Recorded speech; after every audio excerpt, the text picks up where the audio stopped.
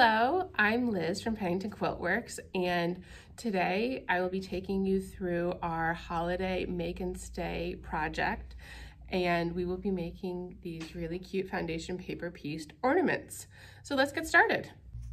Included in your kit are printed templates for the 2 designs to be foundation paper pieced, 6 different fabrics, a 4-inch wooden hoop, and a length of ribbon for hanging your ornament when it's done. I also recommend having a light board, which is optional, a cutting mat, a rotary cutter and straight ruler, as well as add a quarter rulers if you have them, a seam ruler, fabric scissors, a glue stick, an iron, and foundation papers which you can photocopy the patterns onto, can also be very handy. For the Christmas tree block, I have transferred the original photocopy onto foundation paper piecing paper. It's a little bit thinner than the copy paper that was included in your kit, although the copy paper is completely fine to use if that's what you have for your project. So I have just trimmed roughly around the edge of the template, and I always like to plan my fabrics before I start sewing, just so that I can make sure that I'm getting everything in the right spot and I have kind of a plan of action going into my project. So for this design, I've decided I'm going to use the 2 whites for the background of the block. I'm going to do my tree in the pink and the red fabrics, and I'm going to use the green for the little trunk section. And so following the order of pieces as written on your template, we will begin first with the trunk and one of the background sections of the design. So to begin, we're going to want to prepare scraps of fabric to cover the number 1 and the number 2 sections on our template. So I've gone ahead and just made these little scraps. And if you're ever unsure if you're choosing appropriately sized pieces of fabric, a great way to double check is if you have a light board. You can use that to help see through your fabric to the template lines underneath. And so now I can clearly see, even though it's a colored fabric, that yes, I've given myself a very generous margin outside of the black template lines for this number 1 area. And the same thing for the number 2 area. You can see that this very, very comfortably covers the number 2 section on our template. If you don't have a light board, you can take your template and you can hold it up to a window, which will allow light to shine through so you can again see the lines through your fabric. Or if you have an iPad, you can open up a white screen and hold it against that. Really, any light source that will shine through the back of the fabric will allow you to see the lines through the pieces of fabric that you are placing on your template. So for foundation paper piecing, we will be sewing on the lined side of our paper template, but the fabric will be placed on the back, the unmarked side of the template. So it is helpful if you have a way of being able to see these template lines through your piece of paper. And so starting with the number 1, and I'll turn my light board on so it makes it a little easier to see, we are going to want to place our first piece of fabric right sides up on the back side of our paper template. And so being able to see that you're placing this properly because you know that those lines are all covered is important. And just so that this piece of fabric doesn't move, I like to use just a little glue stick, and I'll put a little dab of glue on the paper just to hold that fabric in place so it won't shift around. If you have a glue pen, you can use that as well, or even just a pin will hold that fabric in place.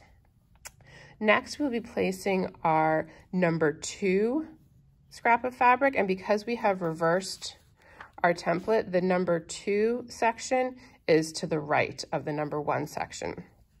Taking our second piece of fabric, you're going to want to put this face down, so it will be right sides together with your first piece of fabric. And so the wrong side of fabric number 2 will be facing you.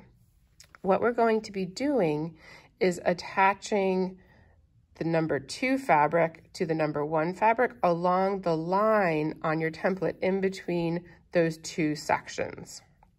And so that when the seam is sewn, you will fold back that piece of fabric for the number 2 section, and it should cover the number 2 area entirely. Sometimes you have to kind of give yourself a minute to think about it and make sure that you've really wrapped your brain around how the fabric will be folding open and making sure that you have all of the edges of this square covered. So it's always good to just kind of give it a second check before you start sewing. But so I know that right here is the seam line that I'll be sewing. I want to cover that with my scrap so that when it's sewn, there's at least a 1/4 inch to the right, so that we'll have a 1/4 inch seam allowance, and there's plenty of fabric to the left of that seam line so that when it is folded over, it will entirely cover the whole number 2 section on our template. So holding the fabrics in place, I'm going to flip over the whole piece so that now we see our printed lines on our template, and this is what I'm going to bring to my sewing machine. So I am sewing on a Bernina 480. As you can see, it is our beautiful new special edition that Bernina has just designed. It has this really beautiful kind of silver and purple faceplate. We have ordered a few of these machines at Pennington Quilt Works, and they're just absolutely stunning. So this is definitely something you'll want to come in and check out if you can make an appointment. So I have the number 97 foot on the machine. It is the 1/4 inch foot. I am also reducing my stitch length to 1.5. When you're working with foundation paper piecing, you want to drastically bring down your stitch length so that you're doing these teeny tiny stitches, which will make removing your papers at the end much, much easier. So working with a 1.5 stitch length is what I found to be most comfortable. So as you can see, I have my template face up so that the lines are printed on the top of the paper. You can see that I have my 2 fabrics still sandwiched underneath and lying nice and flat.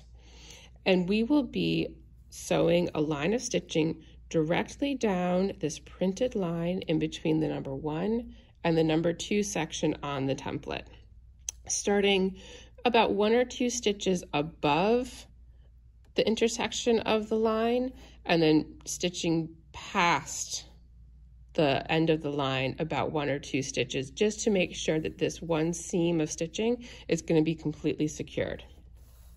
So I'm just going to put this under my foot, and you want to lower down your needle, maybe using the hand wheel, to make sure that your needle placement will be exactly so that it is stitching on this printed line. You're not adding any seam allowance. You just want to stitch directly on that printed line, just straight down.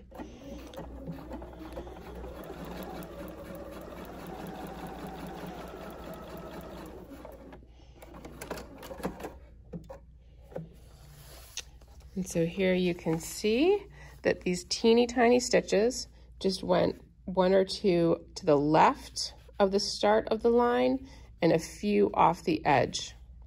So past the end of the line between the section 1 and section 2 on the template. And then if we flip it over, you can see that yes, this line of stitching has secured the 2 fabrics. And when we open it up, you can see that the number 1 fabric is right side up and the number 2 fabric is also right side up, and will easily cover the area that of the number 2 area on our template. You can see I have put the cutting mat on top of my light board. These daylight wafer light boards are really great because they do all come with sized cutting mats that just fit right on top, so you can use your light board as a cutting surface as well. So now that we have stitched our first seam of stitching between section 1 and 2, we're going to want to trim away the excess fabric that will be caught as our seam allowance. And the way that we do that is by taking the template right side up. You're going to want to fold back the template right along that row of stitching that you just sewed. And that will help the paper just kind of naturally fold back. And you don't need to worry about it beyond just the area of stitching. So you don't have to worry about any other parts of the template. You just really want a nice crisp fold so that you can then take your add a quarter ruler, which, as you can hopefully see, it has this little notch at exactly 1/4 inch from the edge, so that that notch, when you place it against your folded paper, will just nestle right along there and give you a perfect 1/4 inch cutting area without allowing the ruler to kind of slip or angle itself.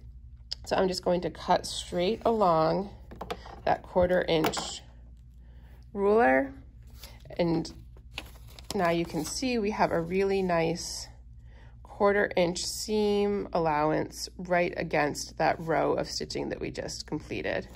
And so at this point, we're going to want to press open the 2 fabrics. And you can either take this to your iron if you have an iron close by, or I like to just simply use my Violet Craft seam roller, and I'll just give it a little press. And this wooden seam roller works surprisingly well, and it kind of just saves a trip back and forth to the iron. Although if you have an iron convenient, it's perfectly fine to iron on top of this template paper. So now that we have covered section 1 and section 2 on our template, we're going to move on to section 3. So again, this is still an area of kind of background, as I'm calling it, in the design. So I'm going to cut myself another scrap of this white checkerboard print fabric. And we have plenty in your kit, so you can be generous with your scraps. And so I can clearly see, and if I turn my light board on, you can see through the lines. So you know that this is a very generously sized scrap for this area. Flipping over the template, you can see through that the number 3 is right there. So we know that this section is what we are going to be covering with our next fabric. And again, we're going to want to place it printed side down so that when the fabric is opened, we will see the pattern. And what we're going to want to be careful to do, and I'll peel back my number 1 fabric, is we want to cover this line, which is where we will be sewing our next seam. So we know that the green fabric, our number 1 fabric, will provide an adequate seam allowance. And we just want to make sure that the top fabric, the white fabric, will also give a generous enough seam allowance while still being able to completely cover the entire area of the number 3 section of the template. So I can see that through my light board. If you're holding it up to a window, you should also be able to see, but again, give yourself a second to kind of double check that you're placing your fabric properly so that when it is folded open, it will cover that number 3 section to the left of your green fabric or your number 1 fabric that you've just placed. So I know that mine is placed properly, so I'm going to bring this back to my machine, and we're going to be sewing another row of stitching just straight down the line to the left of the number 3 section. So it's just straight down a little bit above and a little bit below this black printed line. And you want to be very careful that when you're transferring your template and your fabrics back and forth, that you're not allowing them to fold over each other or wrinkle underneath your template, because then you could and I'm sure we've all done this, sew through a wrinkle or a fold, and it just means picking out and resewing. So being very careful that all the fabrics are laying flat properly under the template before you start stitching will save you potentially an extra step.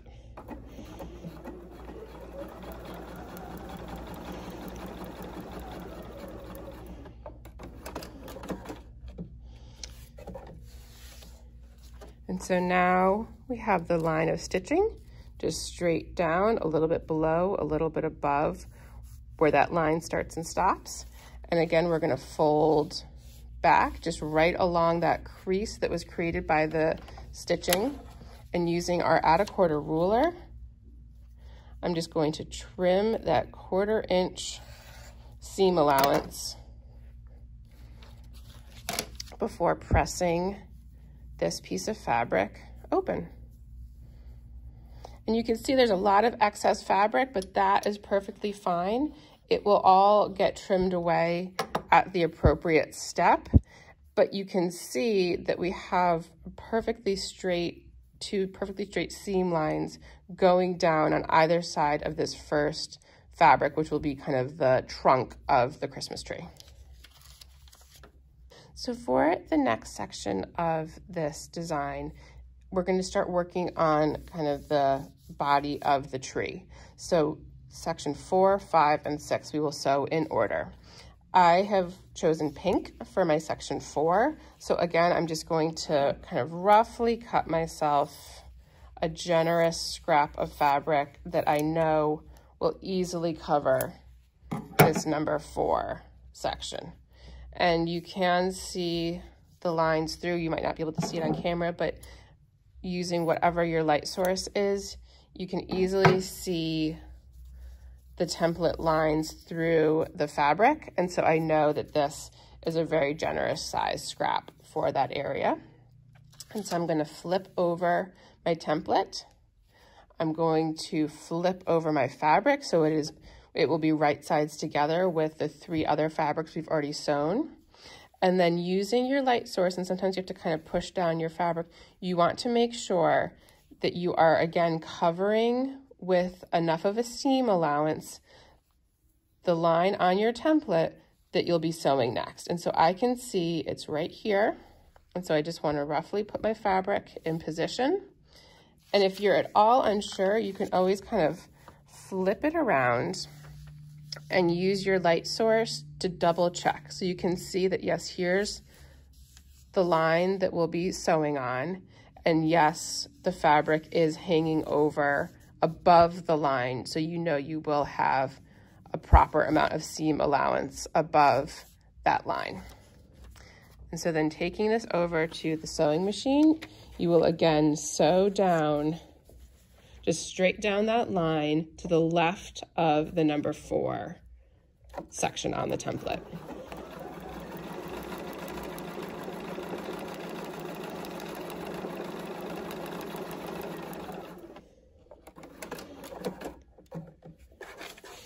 And so that has also, by sewing this line of stitching, we have completely secured the 2 seams that we started for this number 1 piece. So we've kind of locked those in place by overlapping our lines of stitching.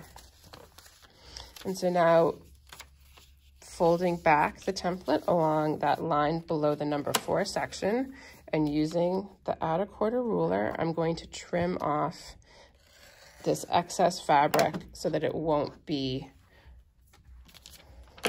adding extra bulk underneath all of these pieces. And then folding up the piece that we just sewed, so our number 4 piece, I'm going to flatten this seam with my seam ruler, or you can use your iron if that's preferred. And now we have a lovely enforced flat seam. And now moving on to section number 5, I am going to be using red fabric. And so we'll again cut myself just a little chunk of fabric. And yes, I can see that will very easily cover. And so I'm going to flip it over, find my line of stitching and place, it would be right side down, so right sides together, wrong side up, but this is a solid, so there's no right or wrong side. Place my fabric roughly over where that line of stitching is, hold it in place, and flip it back over at the machine. And then sew down this line in the template directly between the number 4 section and the number 5 section.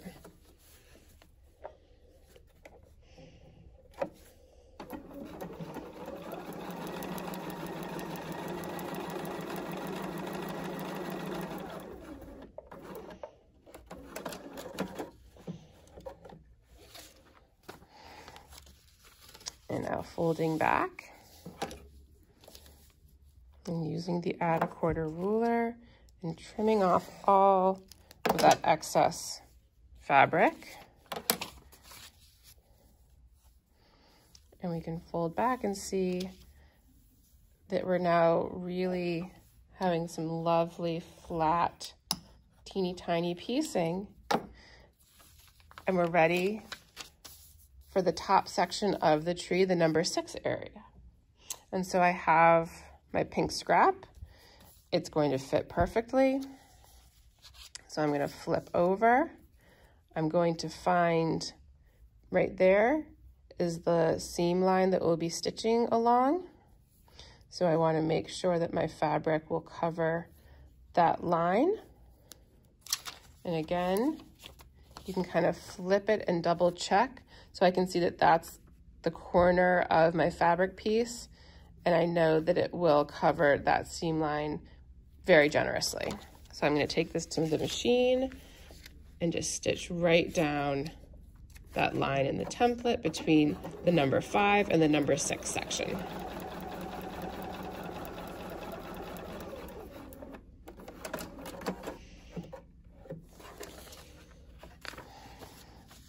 And then folding it back, I'm going to trim all of the excess fabric.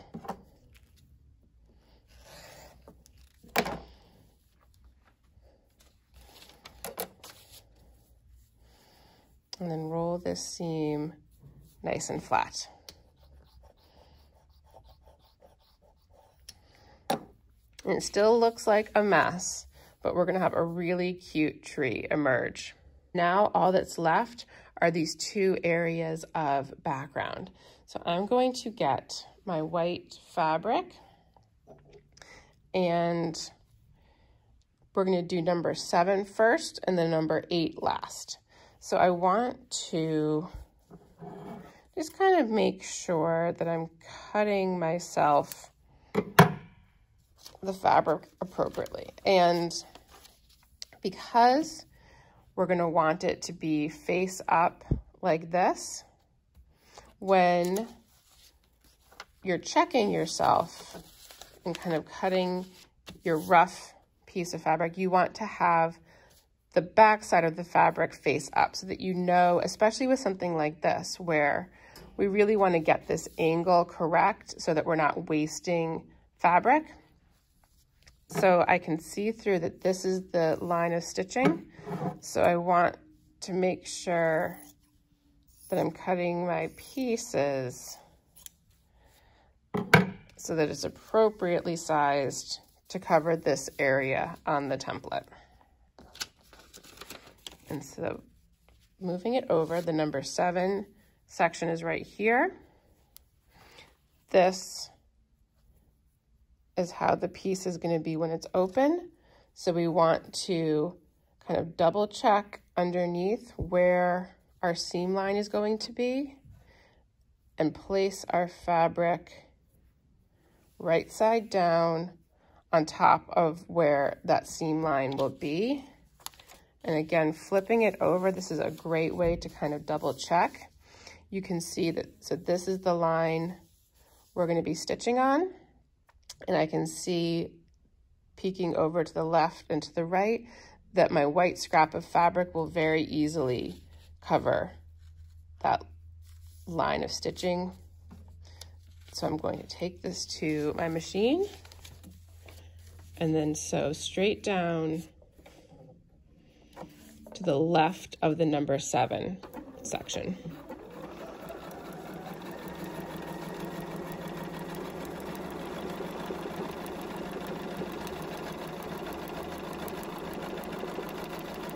And because this will be the outside edge of our design, it's okay to just sew right off the edge of that template piece.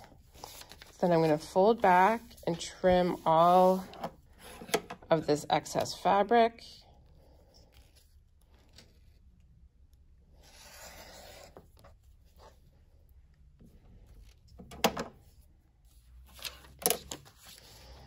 And you can see that we've now really nicely and generously covered the area on the left side of our design.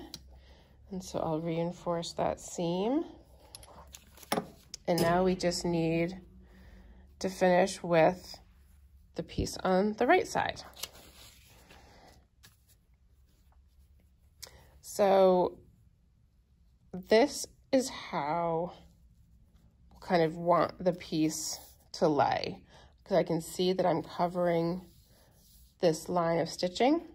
So when we flip it over, we know that we really want to line up this edge of our scrap right above the line of stitching that we'll be doing.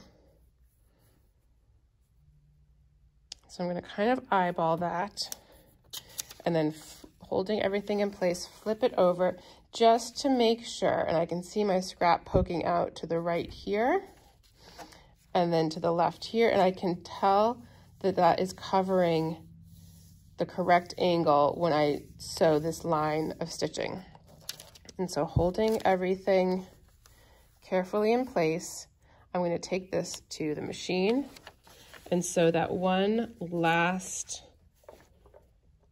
stitch line in our template.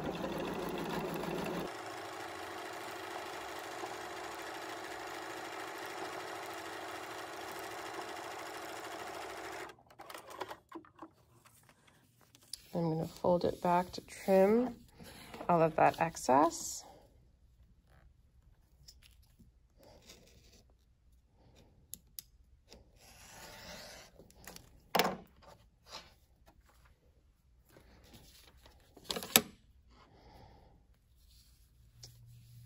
And now we have a really lovely teeny tiny tree with perfect little corners because everything has been reinforced with the paper. And that's the beauty of foundation paper piecing, is that even though we have all of these odd angles and all of this fabric with bias edges and this just off grain, everything is perfectly stable, it's perfectly enforced. All of our seams are perfectly straight and flat because the paper is acting to reinforce all of our lines of stitching, and it's not allowing any stretch or give with the fabric. So I always recommend keeping your papers in any of your foundation paper piece blocks until you're actually ready to either attach them into a quilt, or in this case, we'll be attaching them into our hoop to make a hanging ornament. So I always store anything that I do with foundation paper piecing with the papers still attached. So now that our piece is completely sewn, all of the seams are enforced and stitched down, and everything is trimmed away that needs to, I don't worry about any of these extra edges because that will get trimmed off after we've placed the block into the hoop. I'm just going to give my block a little bit of a press with just a hot iron. I'm not using steam, and I haven't removed the papers. It's perfectly fine to just iron right on top of that template paper. It will just help to kind of really give a nice flat finished look to your block before we put it into the hoop. So now that we've finished all of our piecing and the piece has been ironed, it's time to take out all of the papers on the back. And so because we've used such a small stitch length, really it's kind of turned the papers into this perforated edge. And so the outside pieces are very easy to just peel away from the stitches. And I like to kind of brace the stitches a little bit with my hands when I'm removing the papers, just so that it doesn't accidentally kind of put too much strain on any of our seams. And you just want to kind of, one section at a time, pull out all of the paper from the back. And as you can see, it reveals all of these really lovely, perfect corners and angles. And we took the time to trim all of our seam allowances very neatly. Everything is just very nice and orderly on the back of this piece, which I always enjoy. Okay, so I have one more. And now that all of the paper is out, I'm just going to give everything one more iron, and then we can put the piece into our hoop. So in your kit, you will have gotten a 4-inch bamboo hoop. So just loosen the screw on the top to take out the center part of the hoop. And then using the outer hoop, you can kind of play with your centering of the design until you get something that you like. And as you can see, there's plenty of extra fabric around the edge so that you can really kind of manipulate this to be exactly how you would like everything to be in your hoop. And then just press down on the outer bamboo ring and you'll get kind of a snug fit, and you can manipulate it a little more if you need to kind of stretch out the fabric in places to straighten any of those seams. You can go ahead and do that. And then just tighten your hoop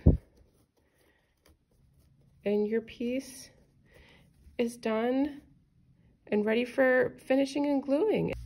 So to finish up this hoop, I'm going to start by taking my fabric scissors and cutting about an inch border around my hoop. And this fabric is going to get folded over into the back of the hoop, so you don't want any pieces that are going to be too long because they won't kind of tuck around the wood nicely. So just a rough cut is all you need to do. And now you can see why it really didn't matter if all of your edges were raggedy and oddly sized. So now that we have, you know, under an inch, about an inch of fabric cut around the hoop, flipping it over, I'm going to take just a regular Elmer's glue stick. You can use the liquid craft glue, but it takes a long time to dry. So if you have a child in the house, or if you're particularly crafty and just have this glue lying around, it works excellent.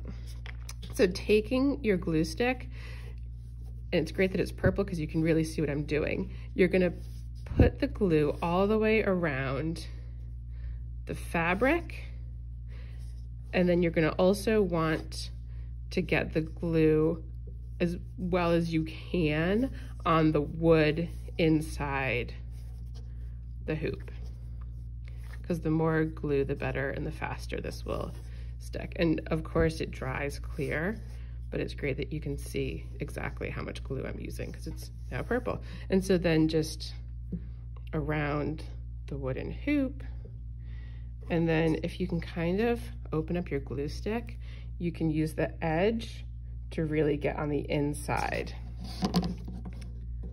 of the hoop.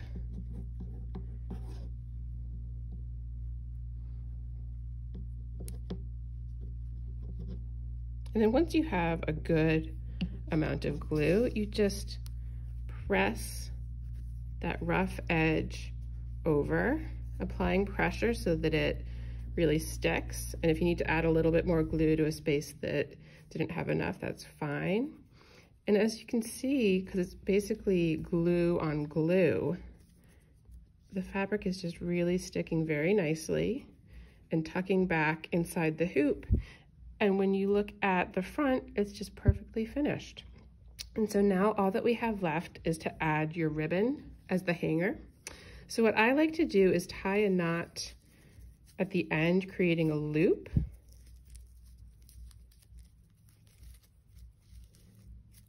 And then taking the end of the loop, I'm going to slip it through kind of the top metal part of your hoop and just do a little slip knot around that metal hanger. And there we go. You have a really cute finished ornament ready for hanging.